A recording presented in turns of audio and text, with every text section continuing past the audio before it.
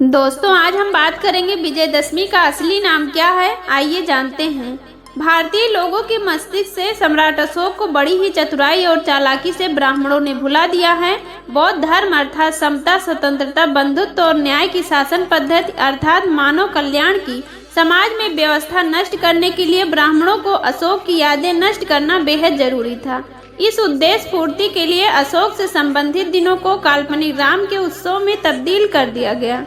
दोस्तों, आपकी जानकारी के लिए बता दूं, अशोक ने जिस दिन धम्म दीक्षा ली उस विजयदशमी को राम के दशहरा में बदल दिया गया और सम्राट अशोक के जन्मदिन को ब्राह्मणों ने राम जन्मदिन के रूप में परिवर्तित कर दिया। ये दोनों दिन केवल भारत ही नहीं, दुनिया के सारे देशों के इतिहास में बहुत ही महत्वपूर्ण है।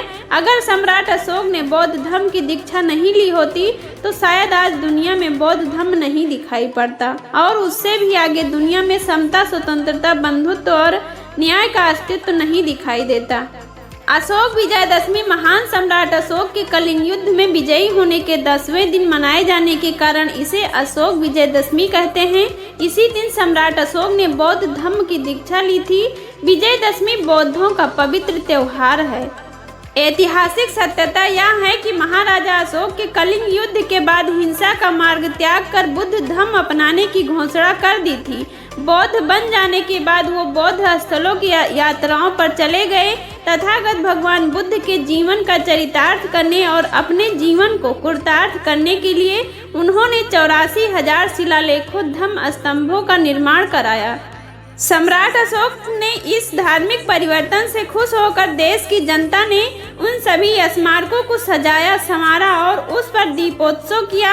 यह आयोजन हर्षोल्लास के साथ 10 दिनों तक चलता रहा। 10वें दिन सम्राट अशोक ने राज परिवार के साथ पूज्य भंते मोगली पुत्र तिस्य ने धम्म दीक्षा ग्रहण की। धम्म दीक्षा के बाद सम्राट अशोक ने प्रतिज्ञा ली कि आज के बाद वो शास्त्रों से नहीं बल्कि शांति और अहिंसा से प्राणी मात्र के दिलों पर विजय प्राप्त करेंगे।